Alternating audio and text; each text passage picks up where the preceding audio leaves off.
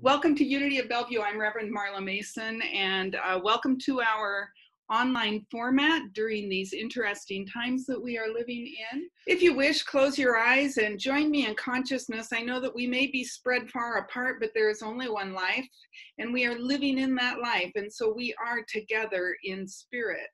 And so just join me in the awareness that that one life is expressing perfectly and divinely throughout the universe. That one life is all there is, and we move and breathe and have our being in that life. And I do give thanks for that life and for its power to express and be all that is.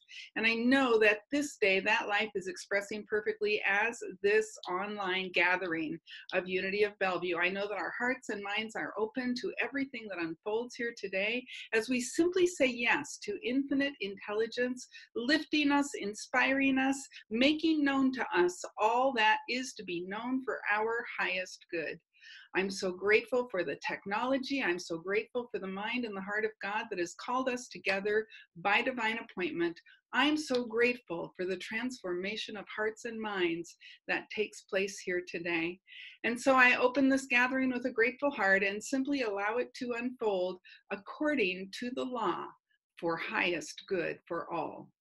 I call it good and I let it be, and so it is. Amen. All right, good morning and welcome. Our purpose at Unity of Bellevue is to awaken people to their spiritual nature. We are all about waking up spiritually to the greater good so that we can be inspired to make a difference in the world, to open our hearts and minds to a bigger idea.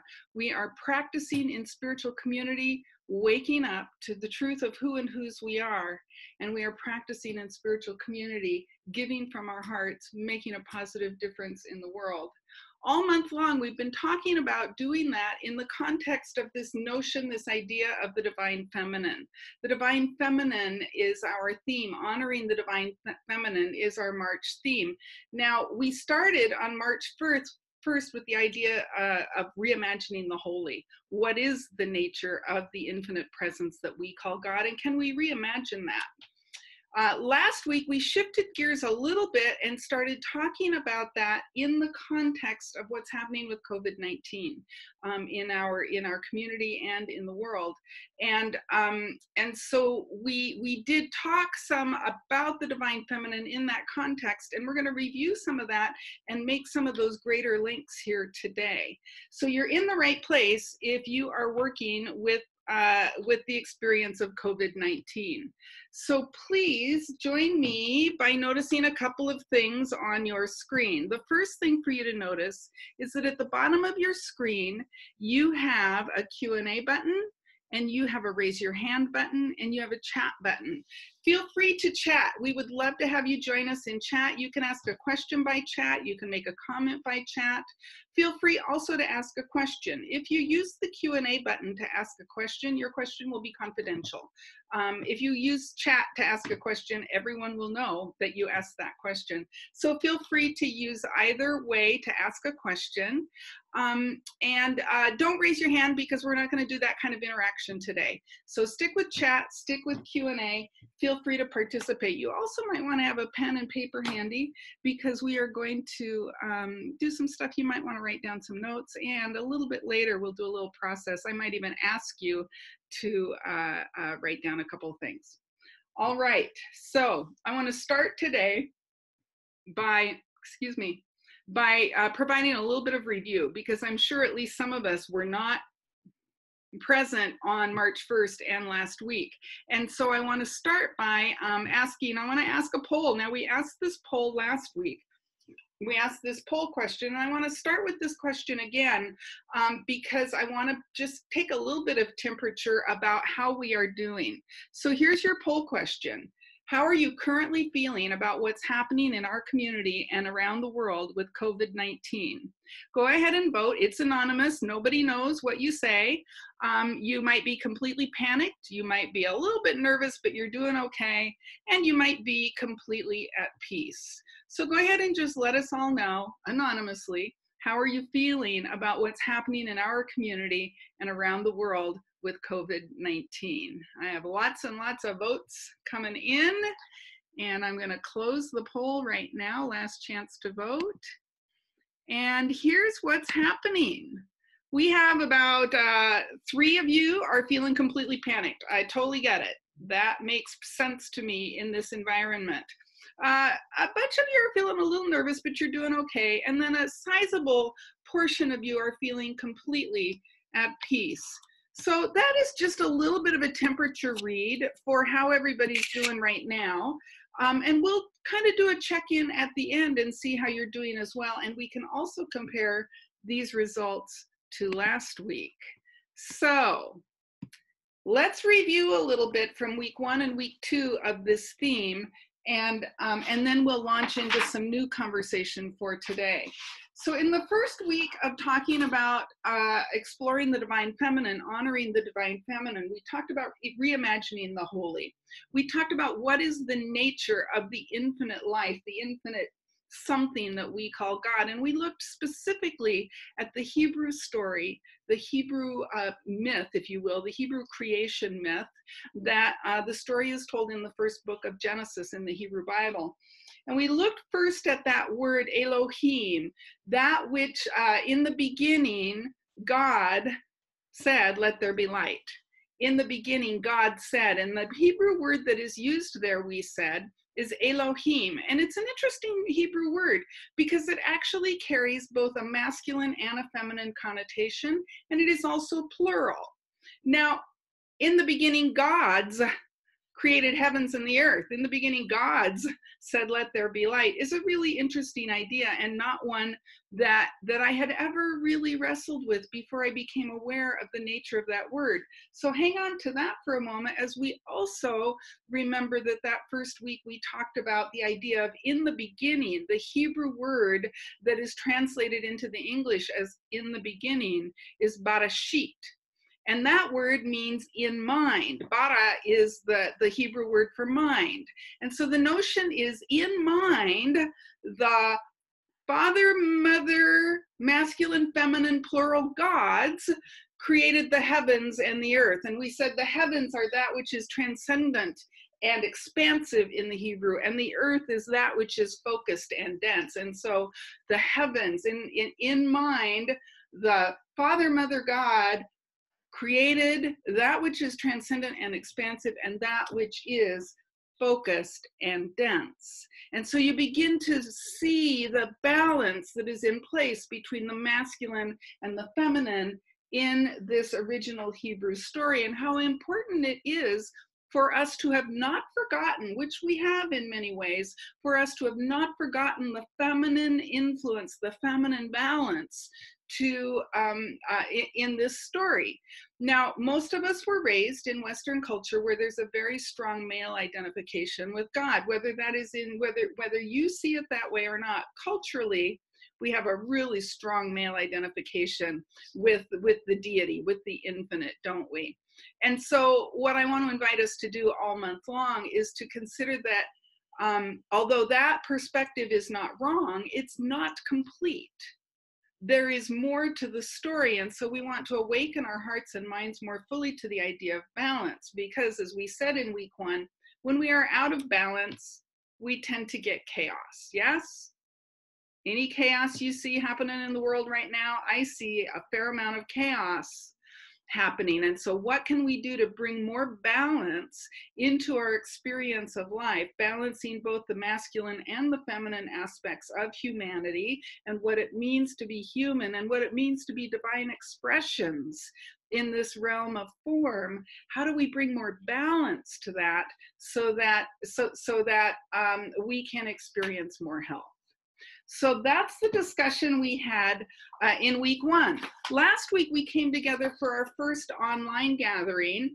And we talked last week, we shifted the focus a little bit into what is the spiritual response to this thing called COVID-19, which is an experience we are having in the world, isn't it?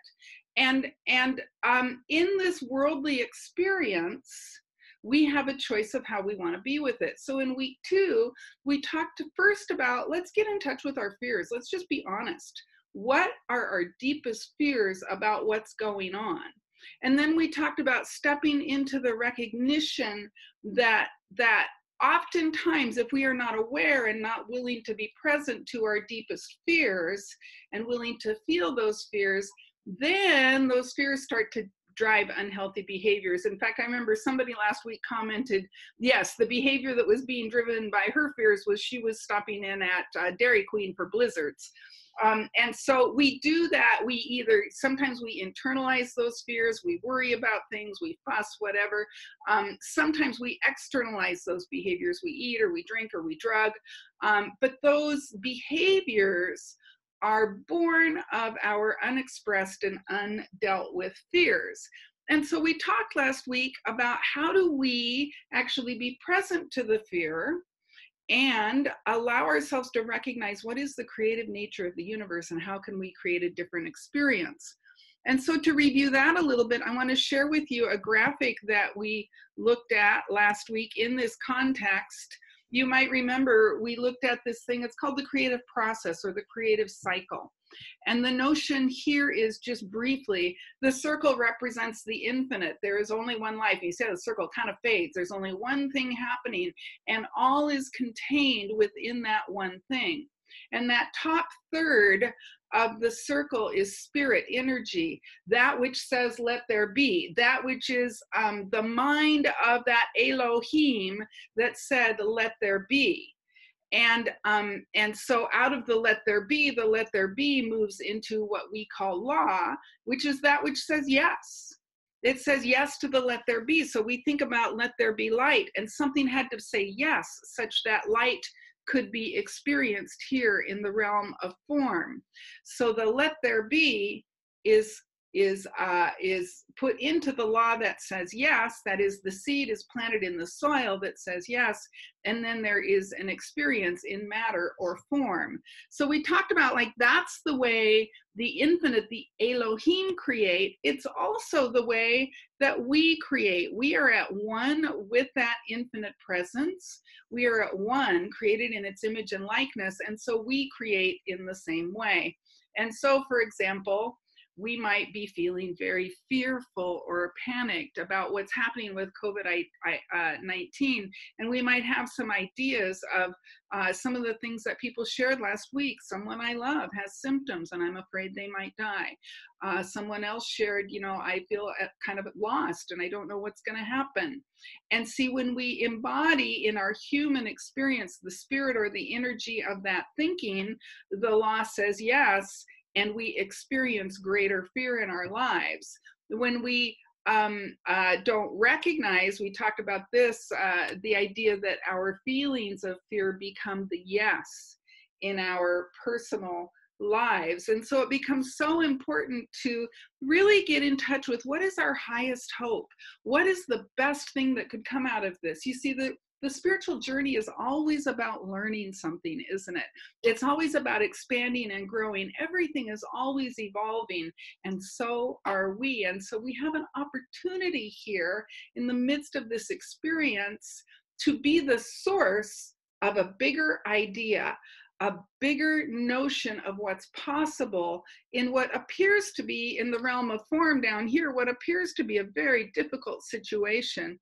We have the opportunity to know something here in the realm of spirit or energy that the law can say yes to, so that not just me personally, but my neighborhood, my community, indeed the planet, can have a different experience.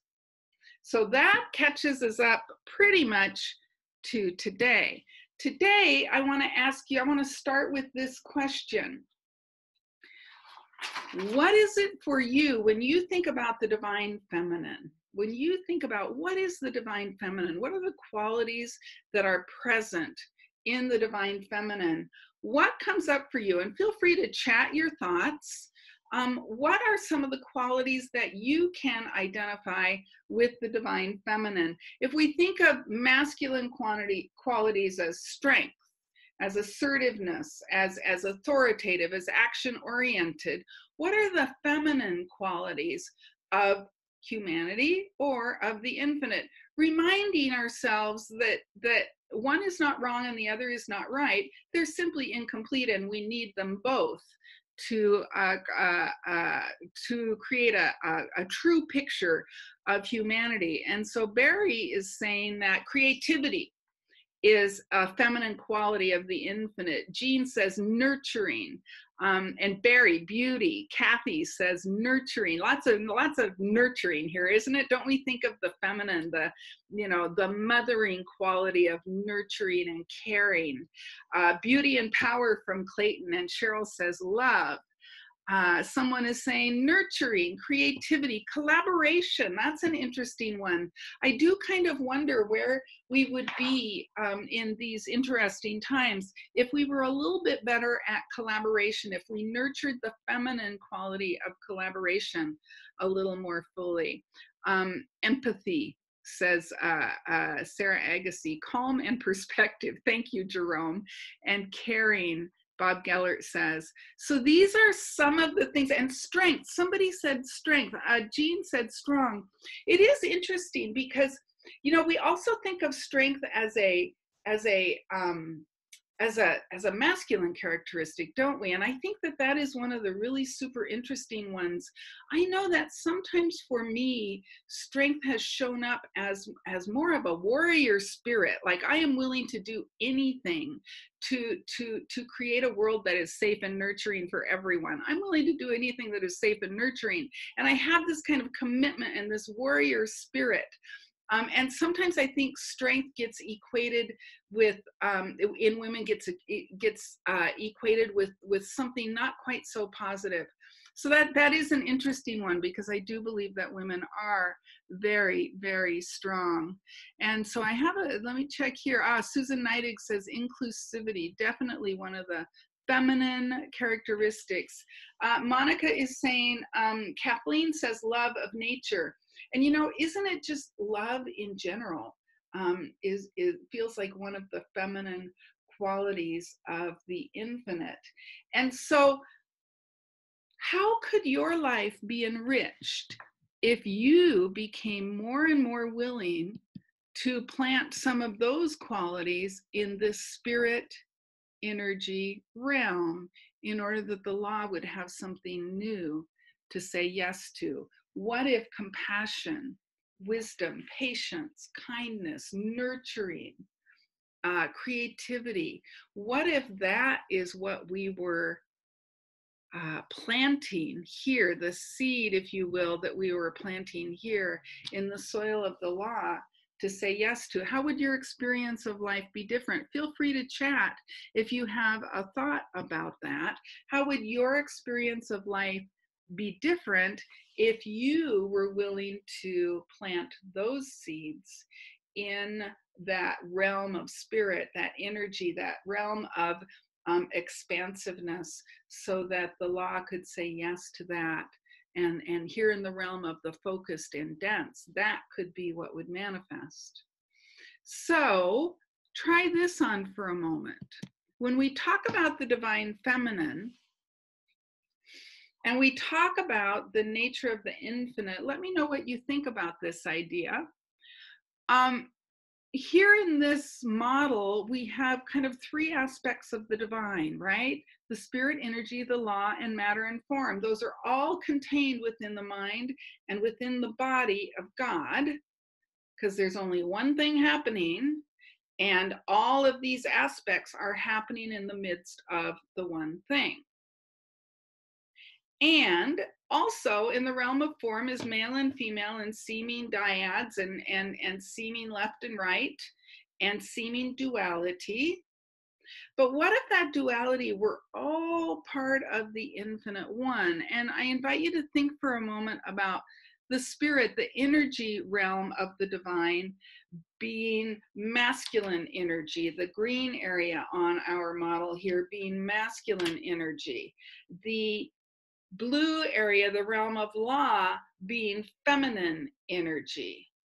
This is the energy of power, that in the masculine energy in the green section is the energy of potential. There is anything could happen here, infinite potential in this area, but the potential is unrealized without the feminine energy of the law.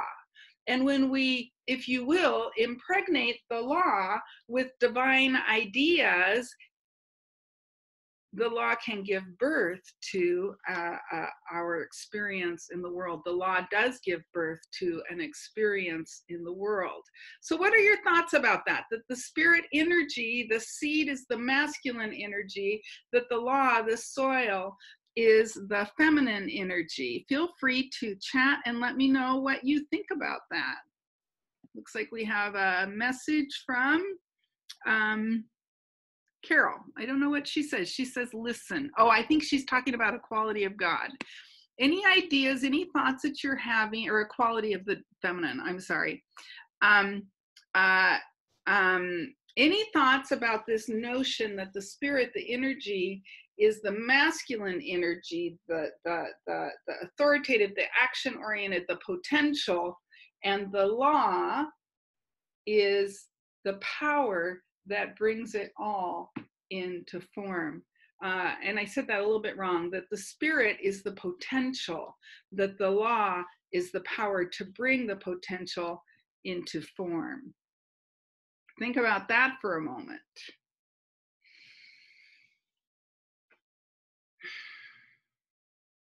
So here we are.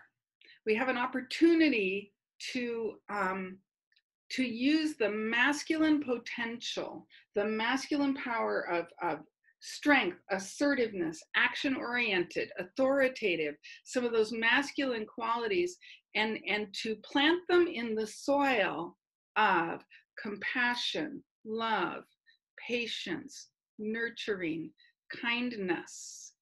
What if we could be assertively nurturing? What if we could be authoritatively compassionate? What if we could be creative from this place and allow the infinite mind and heart of God to do what it does? This is just the way the universe is created, and allow that to manifest in the world. Clayton says, what a great way to bring all aspects of humanity together.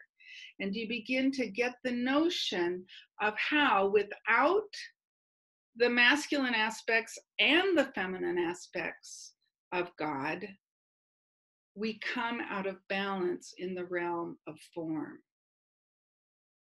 Both are required for form to be balanced and healthy. So you have an opportunity to embody the creative nature of the infinite mind, the feminine creative nature, by using, you have an opportunity to creatively navigate this time of COVID-19, which is a little, it's different. There's interesting energy.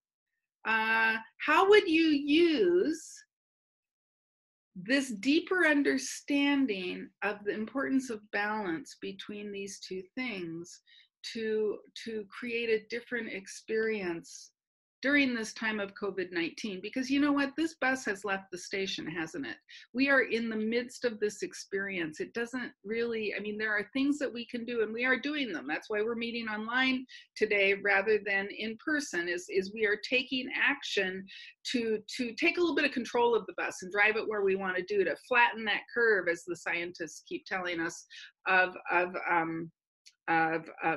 contagion, flatten that curve of infection, if you will, so that we have a little more power, a little more control in the realm of form over what's going on. Now, how can you use your deeper understanding of how this cycle works to creatively navigate this time, especially now that our routines are disrupted? What a lovely opportunity to take another look at how things work. So Mandy says she's going to use this downtime for contemplation and reflection. Any other thoughts about how you would use this time? Susan says, it feels like the receptivity of the feminine is aligned with being the soul. Yeah, so how do we use that receptivity during this time to shift our experience for it? Now, I do want to address something that's coming up. We have an anonymous question. This person says he or she is having difficulty by saying the masculine comes before the feminine is hard to get this person's head around. Feels like masculine is more important than feminine in this model. In my mind, there's both masculine and feminine in both energy and the law. Thank you for asking that. You know, that's actually a really interesting question, because when I was first kind of learning these principles, I was very much in resistance to the idea that the masculine is the spirit energy and the feminine is the law energy. And I was doing the same thing you're doing. I was thinking somehow that one was more than the other, or different than the other, or higher than the other. And I just want to draw everyone's attention to the notion that this is an all-inclusive circle. And one of the things to notice about this is that it doesn't have a beginning and an end. You might notice there's this arrow and this arrow and this arrow. And to take this model another step, we might say, yes, the spirit energy that says, let there be fear, is in this model the masculine power, idea, seed energy that goes into the receptivity of the law, and the law says yes, and is impregnated with the idea and gives birth in form to an experience of fear in the world. And now for the person who asks this question, what we often do when we are having this experience in the world is then we use this experience to tell us what to believe, to say, see, I told you, it's fearful here, we should be afraid. And we cycle around and around and around and around and around. And so the notion is not that one comes first. The notion is that this is a system that is cycling around, and we have the power to interrupt this system or this cycle. Where can we interrupt this cycle? We can interrupt this cycle by getting a new idea, or by seeing our experience differently. We interrupt the cycle by getting a new idea, or by seeing our experience differently, which is essentially the same thing as getting a new idea, isn't it? Oh my gosh, I've been running around in fear. Here I am in fear. You know what? I can choose to acknowledge my fear, bless my fear, see what it's here to teach me, and get a new idea that there's something greater than I am, and I need not be afraid. And then that starts to cycle around. And so for this questioner, know that there is no above, below, first, second. What we're talking about is a holistic cycle that tends to be the way things play out in the world. Patricia says, one way to look at it could be that the feminine is forever present and the masculine pops up in time to plant seeds that are allowed by the feminine. And, you know, we talked about this a couple weeks ago at the center, that there is some interesting science that says when a human egg is fertilized, the egg picks which sperm, which seed it allows to fertilize itself. It used to kind of always be thought that the strongest one gets there and that's the one that gets into the egg. But now there actually is some evidence to say that the egg chooses which sperm to allow. So think of the sperm as the green spirit energy and the law as that which says yes, but in the case of human fertilization, it's saying a selective, powerful yes to the one idea, the one seed that it believes will result in the best human being. And by best, I don't mean some of us are better than others, but the seed is apparently using some kind of criteria, and it's probably evolutionary. So that's an interesting way to think about it, isn't it? So I hope that helps with your question. If you'd like to ask a further clarifying question, please do feel free to do that. Connie is saying, you know, we have a choice. And you're absolutely right, Connie. We have a choice in how we respond to what's happening by embracing a new thought, if you will, and allowing that to put into the law. And be aware that in this cycle, in this model, the only thing that never changes is over here. It always says yes. It always says yes. Susan says, she's answering, how can we creatively deal with this situation? She says, we're socially isolated. We can use technology to connect and support one another. What do you think? I think we can do that. And actually, at the end of our session today, I'm going to recommend another time for us to get together a little bit later in the week, because I don't know about you, but I think we could all use a little more connection as we move through this time. And because we are doing this isolating thing, which is very important, I don't want to deny how important that is. Because we are doing it, though, I think we need to find new and more creative ways to connect, because, you know, you're not stopping by to visit me at the center right now. So we will, I'll talk a little bit later this morning about something we might do later in the week. So Allison is saying, you know, she wants to be able to do this right now, but Mike is sick. He's quarantined for 2 weeks. Her son just spiked a fever. We're completely cut off. I don't know what's going to happen. I feel like I can't break the fear right now. Allison, I'm sure you are speaking for at least some other people on this conference. Anybody else kind of feeling this way? How do I get back to center? Allison says, as much spiritual knowledge as I have, I feel like I've checked it at the door right now. Wow. Allison, thank you for just putting it right out there. I appreciate you so much. My heart is with you. And I think for Allison and anyone who is in her situation right now, what are your thoughts? How can we support her? How can we support others in our community who are where she is? Because, you know, if someone you know or someone you love is ill, this could be a scary time for you. And we don't deny the feelings. I hope that was really clear to me. We don't deny the feelings. What we do say is these feelings have no power over me. And Allison right now is isolated. She's alone. Her husband and at least one of her kids is ill. And I can imagine how that would be a really scary situation. So how can we, using what we know about spiritual truth, support someone like Allison in this situation? Feel free to chat your thoughts about that. And I'll share part of what I think is true. Excuse me.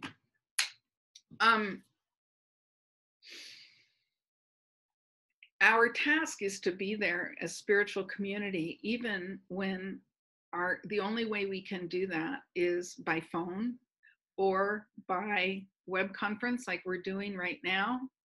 And my job, one of my jobs for Allison, is going to be to stand in affirmative prayer for her. Because one of the things that we can do when we are in deep fear is we can borrow the faith of someone else. Allison is in a worldly situation. I can imagine that there's stress down here for her, and that there might be confusion. There might be all kinds of things going on down here in this realm for her that make it difficult for her to get into that which is expansive, to get into that God-mindedness that allows us to know the truth. But what she can do is borrow my faith. What she can do is know, Reverend Marla is knowing the spiritual truth for me, and all I have to do is love my family as best I can right now. I know that Unity Prayer Chaplains are standing in faith. They are standing in spiritual truth with me, that the infinite presence is right where I am, that my family is lifted and nurtured into a healing place. We can know those things for her and pray those things for her, because remember, if it's created in consciousness, which is here, this is the realm of consciousness, right? If we look at this model in the human, right? This is the human version of the model. Our consciousness here is here in the realm of spirit, in the realm of energy, in the realm of thinking. And if it is true that there's only one thing happening, my knowing something in consciousness for and about Allison and her family, the law says yes to. Allison doesn't need to know it. I need to know it for her. And I need to know that she can know it. And then she, as long as she's available and there's some willingness on her part, she makes herself available to the notion, the maybe, maybe I could be more peaceful. Maybe I could anchor in something a little less like fear. As long as there's some willingness on her part, the consciousness shift, no matter where it takes place in the universe, can happen in her experience of life. And I see lots of people both in Q&A and a couple in chat saying, yes, prayer lifts us, prayer sustains us, and sometimes we need human contact. So Allison, one of the things that I think your community can do for you right now is we can reach out to you.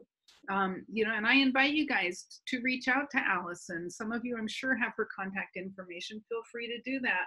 And I'll connect with you, Allison, after this and find out how you would like to be supported and how you would like people to reach out to you so that you can borrow our faith. We can know something in consciousness for you, which hopefully then begins to help Allison begin to feel more at peace in the realm of form, and then she can begin to know something different in consciousness. And darn it, this is why we have spiritual community.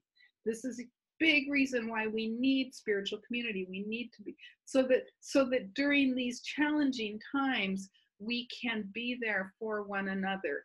The good news is, there are some folks, Allison, according to our survey, who are not in fear, and they can know something for you right now. And the time may come. In fact, I know Allison well enough to know that last year, when another one of our families was in a really tough spot, she was the one knowing the truth for them. And she was the one being in service to them. And so, Allison, I have a message in the Q&A that I'm going to share with you from Susan. She says, I know the truth for Allison and her family. Allison and her family are enfolded in the healing light of God. She and her family allow the prayers and love of others to heal them. Allison's best and highest good is hers today. And you see, when Susan is truly, deeply, and with confidence, knowing that here in the realm of directive energy, the law, the receptive, says, oh, absolutely yes. And Allison begins to have a different experience of the world. All right, beautiful. Connie says, thank you for knowing that for us, you and Unity of Bellevue. And Peggy says, what does Allison need?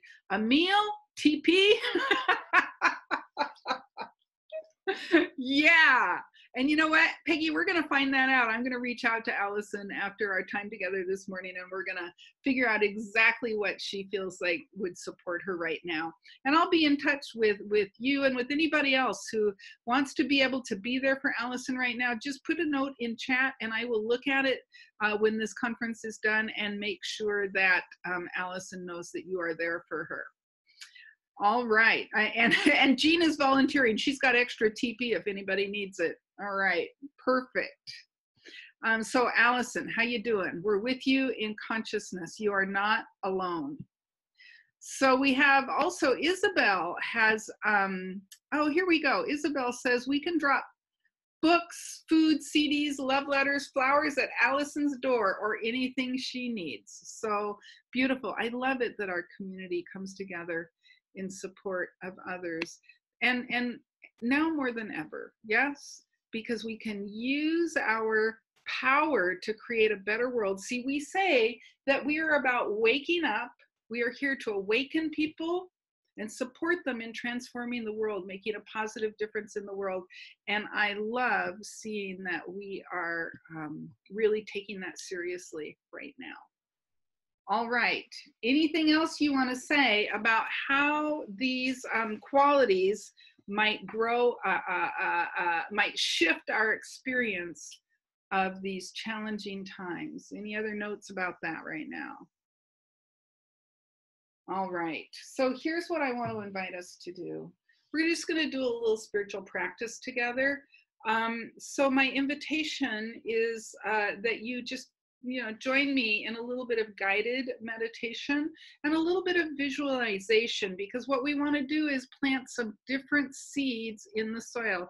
Let me just go back here. What we want to do is plant some different seeds in the receptive energy of the law, so that as we impress that new thought, we can give birth to a new creation in the realm of form. So what I invite you to do right now is to just find a place in your chair where you feel supported, where you feel the very breath of the universe breathing you. And to join me in the conscious awareness that although we may be separated by distance right now, there is no time or space in the mind and in the heart of God. There is only one thing happening, one power, one presence. And in the awareness of this power and of this presence, I invite you to begin to bring to mind some of the feminine aspects of the divine that you have perhaps been neglecting lately. Have you been patient? Have you been nurturing? Have you been compassionate? Have you been kind? Just bring to mind any place in your life where perhaps you have not been your highest self in the expression of the feminine qualities of the divine. It could be around this COVID-19 situation we find ourselves in. Perhaps there's a relationship with someone in your life where you have not been fully expressive of compassion or love or patience or nurturing. Some other situation, some condition in which you have neglected the divine feminine that resides deep at the core of your being, for you are created in the image and likeness of the infinite mind and heart, which is fully, completely balanced in all aspects. And as you bring this thing to mind, release any sense of judgment or shame or self-blame.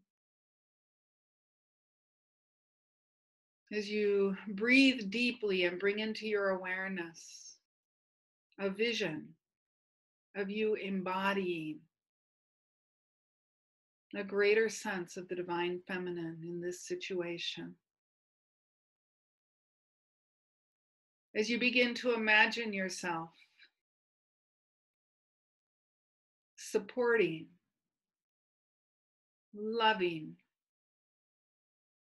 nurturing,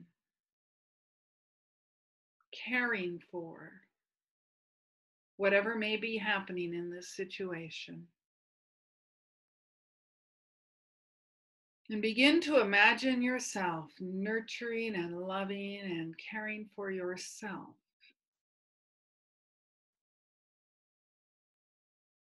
As you recognize and you realize that there is an eternal cycle of reception and release, it is happening in your mind, in your life, in your experience. And you simply allow the feminine quality of allowing. You allow your conscious mind, your heart, your very soul to be ignited by the power of compassion, of nurturing. And you allow your awareness of these feminine qualities to embody and embrace them, such that you come into a greater sense of balance in your life. You see yourself accepting and blessing this situation, accepting and blessing yourself in this situation, planting new seeds of awareness in the law, such that New experience is born in your life. See yourself happy, joy-filled, at peace as you cultivate a more loving spirit.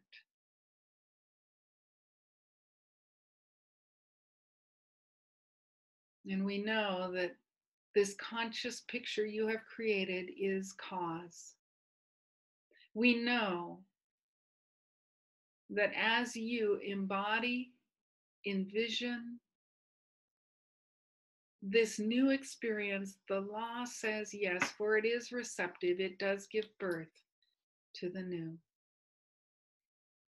And so it's in this awareness, in this consciousness, that I simply know the truth. One power, one presence, all inclusive.